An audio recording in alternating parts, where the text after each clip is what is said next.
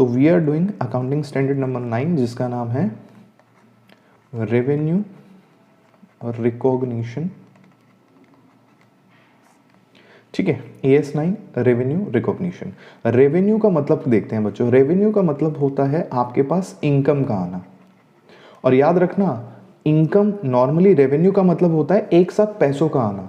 अब वो पैसा आपकी इनकम है या नहीं है इस पे भी डिपेंड कर सकता है, क्योंकि हो सकता है जैसे GST है, आपने कस्टमर से तो वसूल लिया बट क्या ये आपकी इनकम है? आंसर इज नो, ये किसी और को देना पड़ेगा। सो GST इज नॉट रेवेन्यू। तो रेवेन्यू का मतलब इनकम होता है। और सबसे पहले कि इनकम को कब रिकॉग्नाइज करें, कैसे रिकॉग्नाइज करें, इससे पहले आपको ये देखना पड़ेगा बच्चों कि इनकम होती कितने टाइप की हैं। तो ब्रॉडली हम 4 कैटेगरीज में इनकम को ब्रेक करते हैं। सबसे पहले आता है बच्चों मेरे पास income from sale of goods and services. और किसी भी बिजनेस के लिए सबसे बड़ी इनकम होती है sale of goods and services. इसके अलावा बिजनेस को मिलती है बच्चों इंटरेस्ट इनकम। इंटरेस्ट इनकम के बाद बिजनेस को मिलती है रॉयल्टी इनकम। और उसके अलावा बिजनेस को मिलती है डिविडेंड इनकम। ठीक है, तो ये 4 पार्ट में हम कैटेगराइज करते हैं। इंटरेस्ट के साथ बच्चों और रेंट भी लिख सकते हो आप, इंटरेस्ट और रेंट एक ही कैटेगरी में आता है। सबसे इंपॉर्टेंट यही है बच्चों, sale of goods and services. And यही जो कॉन्सेप्ट है वो बाकी के तीनों में भी लगेंगे, subject to some other conditions. अब सबसे पहले कहता है कि भाई sale of goods and services, आपने गुड्स एंड सर्विसेज बेचे, तो आप कब रिकॉग्नाइज करोगे कि आपको इनकम हो चुकी है? तो इसके लिए कहता है कि भाई एक प्रिंसिपल होता है, principle of certainty, not principle, हम कहते हैं कि भाई सर्टेनिटी। देखो सर्टेनिटी मतलब समझते हो? जल्दी से बोल के बताओ बच्चों, सर्टेनिटी मतलब क्या?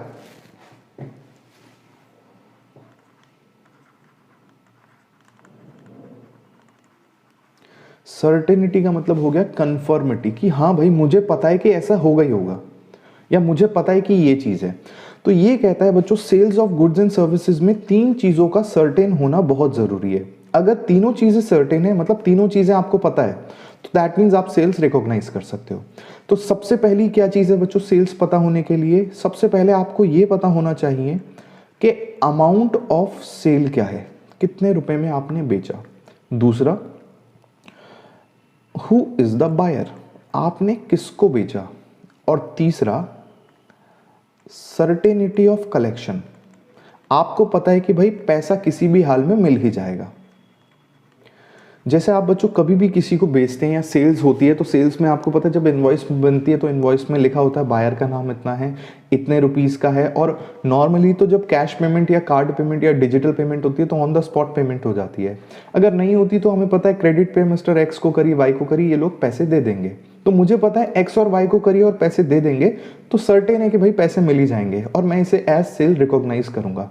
लेकिन सोचो बच्चों, चोरी मतलब समझते हो क्या होता है? ऑफ कोर्स चोरी तो सभी समझते हैं।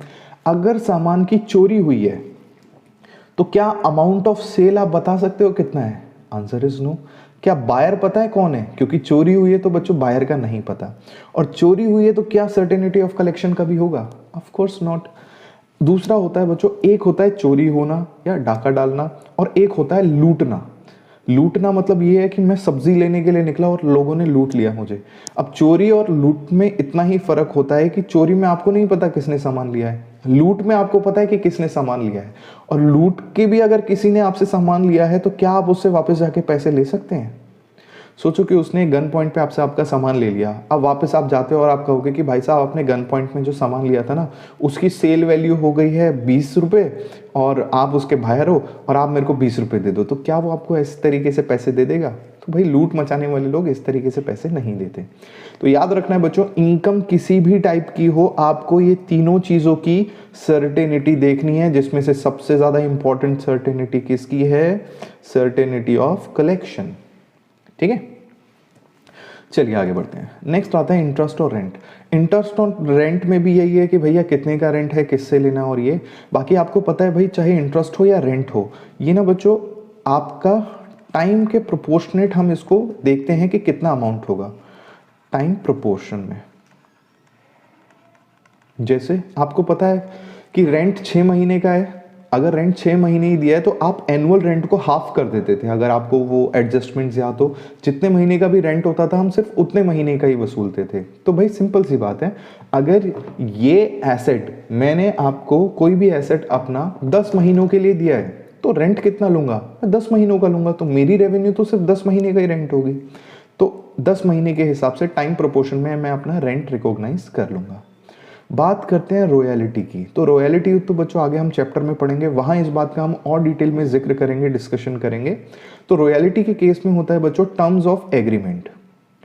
टर्म्स ऑफ एग्रीमेंट कि हमारा एग्रीमेंट क्या कहता है। तो एग्रीमेंट में जब आप किसी ने रॉयल्टी आप में से पढ़ा है या नहीं पढ़ा, फ्यूचर में पढ़ोगे, तो वहाँ ना एक शॉर्ट वर्किंग का कॉन्सेप्ट आता है कि कभी कभी ऐसा होता है कि रॉयल्टी कम होती है बट स्टिल पैसा देना पड़ता है। अब सिंपल सी बात है, रॉयल्टी कम हुई तो पैसा क्यों देना पड़ेगा, तो वहाँ एक क्लॉज घुसा देते हैं मिनिमम रेंट का। तो ये हम तभी देखेंगे, यहाँ कंफ्यूज होने वाली बात है, तो इसको छोड़ते हैं। एंड नेक्स्ट आता है बच्चों डिविडेंड। डिविडेंड पे कहता है जब भी कंपनी डिक्लेयर कर दे, whenever company declares a dividend, जब भी कोई कंपनी अपना डिविडेंड, जैसे मान लेते हैं बच्चों मेरा रिलायंस कंपनी में शेयर है, रिलायंस कंपनी ने कह दिया कि भैया हम डिविडेंड देने वाले हैं। कंपनी ने डिविडेंड दिया नहीं है। मान लेते हैं बच्चों आज है 3 मार्च, 3 मार्च ऑफ 2022, जस्ट मान लो इन्होंने, कंपनी ने कहा डिविडेंड डिक्लेयर कर दिया। कौन सी कंपनी ने? Reliance industries limited. इनके डिविडेंड डिक्लेयर करते ही मैं एक इनकम को सेम डे पे रिकॉग्नाइज कर लूंगा, सेम डे पे मैं अपनी एक इनकम रिकॉग्नाइज कर लूंगा। डिविडेंड रिसीवेबल, रिसीवेबल मतलब रिसीव होगा, क्योंकि 3 तारीख को मिला तो नहीं है, बट मैंने अपनी एक इनकम रिकॉग्नाइज कर ली है। क्यों रिकॉग्नाइज करी? क्योंकि अकाउंटिंग स्टैंडर्ड 9 कहता है कि डिविडेंड डिक्लेयर हो गया तो इनकम रिकॉग्नाइज कर लो। क्यों?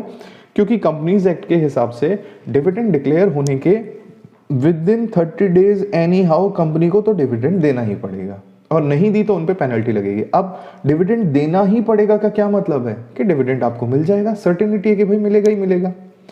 तो this is how dividend income जो होती है वो डिक्लेयर होने के बाद आप उसको एज इनकम रिकॉग्नाइज कर सकते हो। AS 9 में बच्चों सिर्फ और सिर्फ इतनी सी ही बातें हैं। अब मैं आपको कुछ केस बता रहा हूं और आप मुझे बताओगे कि क्या आप उसको एज इनकम रिकॉग्नाइज करोगे या नहीं करोगे। एग्जाम्पल नंबर 1 देखते जाना बच्चों। एग्जाम्पल बहुत इजी सा एग्जाम्पल है बच्चों। मैं हूं A, मैंने B को गुड सेल करे 30 रुपीज के, और क्वेश्चन ने कुछ नहीं बोला, तो क्या आप इसको एज सेल या एज इनकम रिकॉग्नाइज करोगे, यस और नो?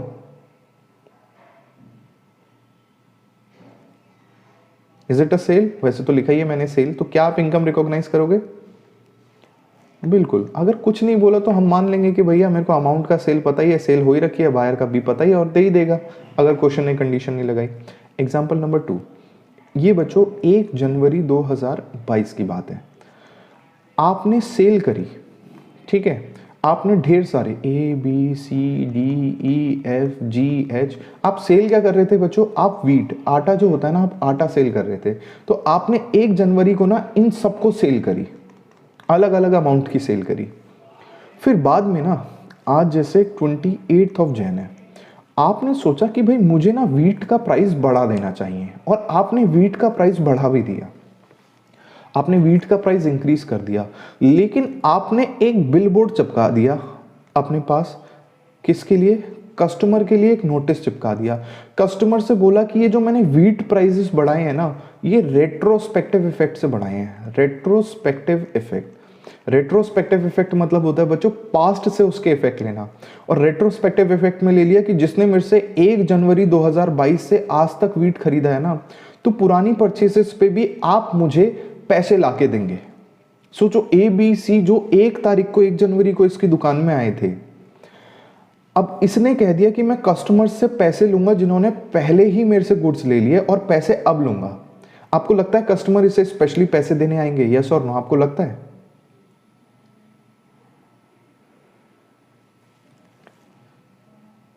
नहीं, क्रेडिट पे नहीं लिया, नॉर्मली लिया है, कैश पे।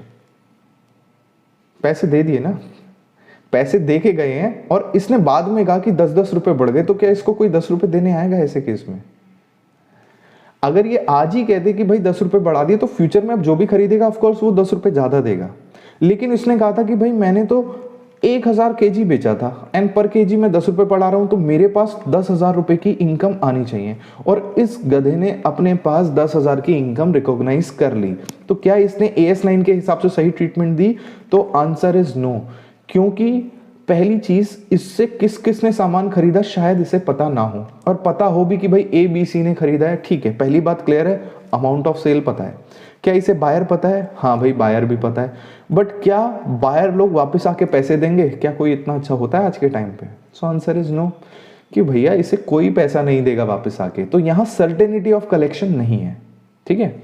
एंड आपको जो एग्जाम्पल मैं दे रहा हूं, इसमें अगर एग्जाम में आता है तो वो क्लियरली बोलेगा इस बात को कि customer will not come to pay the amount of previous sales और परचेजेस। तो आपको क्लियरली पता चल जाएगा कि यहां ऐसा नहीं होने वाला। अब दूसरा एग्जाम्पल, तीसरा एग्जाम्पल देखो बच्चों, ये है बच्चों मैकडी। आपने मैकडी का नाम सुना ही होगा। मैं गया मैकडी के बर्गर खाने, ठीक है। बर्गर खाने के जब मैं आया मैकडी के, तो मेरी तबीयत हो गई खराब, मेरे को कुछ वॉमिट होने लगी। तो मैं ताव में आ गया, मैंने कहा भैया LLB तो करी हुई है आपने, चलो फ़ायदा उठाओ। तो मैंने केस फाइल कर दिया मैकडी के अगेंस्ट। मैंने कहा कि भैया मैकडी वालों, मेरी तबीयत खराब हो गई तुम्हारा प्रोडक्ट खा के, मुझे 5 लाख रुपए का कंपनसेशन चाहिए, ठीक है। अब कंपनसेशन चाहिए तो हमारा मामला कहाँ चला जाएगा बच्चों? हमारा मामला चला जाएगा कोर्ट में। अब कोर्ट की हियरिंग आने वाली है, अगले महीने हियरिंग है, और मेरे को लग रहा है भाई हियरिंग तो आने वाली है, तो मैंने इस 5 लाख को एज अपनी इनकम रिकॉग्नाइज करना चाहा। अब बताओ कि क्या मैं इसको अपनी इनकम या रेवेन्यू रिकॉग्नाइज कर सकता हूं? यस और नो एंड वाई, बताओ।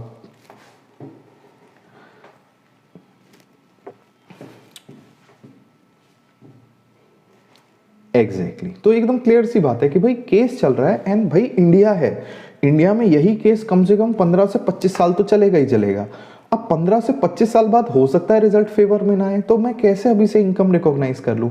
एंड वंस अगेन बच्चों, जो 3 चीजें हमें पता होनी चाहिए, सबसे पहले किस पर्सन से पैसे लेने हैं, दूसरा अमाउंट ऑफ कितना होना चाहिए, और तीसरा very important certainty of collection. तो कंपनसेशन के केस में भी सर्टेनिटी ऑफ कलेक्शन नहीं है हमारे पास, और जब तक सर्टेनिटी ऑफ कलेक्शन आपके पास नहीं है तब तक आप उसे एज रेवेन्यू रिकॉग्नाइज नहीं कर सकते। तो यही जो सेल नहीं किया लेकिन कंपनसेशन तो है, पैसा तो आ रहा है ना मेरे पास, पैसा आना होता है बच्चों रेवेन्यू। अब रीजन कुछ भी हो सकता है, जैसे मैंने कहा सेल किया, इंटरेस्ट आया, रेंट आया, रॉयल्टी मिला, डिविडेंड मिला, हो सकता है किसी पे कंपनसेशन किया था, पैसा तो आ ही रहा है ना। तो पैसा आना रेवेन्यू होता है, रीजन कुछ भी हो सकता है। एग्जैक्टली कुछ भी हो सकता है, लेकिन ब्रॉडली यही कैटेगरी होती है। तो यही मैंने एक केस को बहुत अच्छे से समझाने के लिए कंपनसेशन का केस लिया और कोर्ट केस का बोल लिया। अब आप अपनी टेक्स्ट बुक में देखोगे, आपको कुछ एग्जाम्पल है, और सर्टेनिटी ऑफ कलेक्शन अपने दिमाग में रखना, आप किसी भी क्वेरी को, किसी भी क्वेश्चन को अब आप कर लोगे। अरे सिंपल सा है, अगर मैंने तेरे को लाइक मान ले तूने मुझे अपना लैपटॉप दिया 10 महीने यूज करने के लिए, तो मुझसे 12 महीने का रेंट लेगा या 10 महीने का रेंट लेगा? हो गई बात खत्म। तो टाइम प्रोपोर्शन का मतलब यही है कि जैसे मैं एक्चुअली रेंट जो होता है ना, रेंट मुझे तूने बताया कि सर इसका एनुअल रेंट है 12,000 रुपए का, और मैंने उसे सिर्फ और सिर्फ 10 मंथ्स यूज करा है। तो अगर एनुअल 12,000 रेंट है तो 10 मंथ्स का कितना होगा? Of course 10,000 rupees. तो ये हो गया टाइम प्रोपोर्शनल उसका। क्लियर? अक्रूवल, हाँ हाँ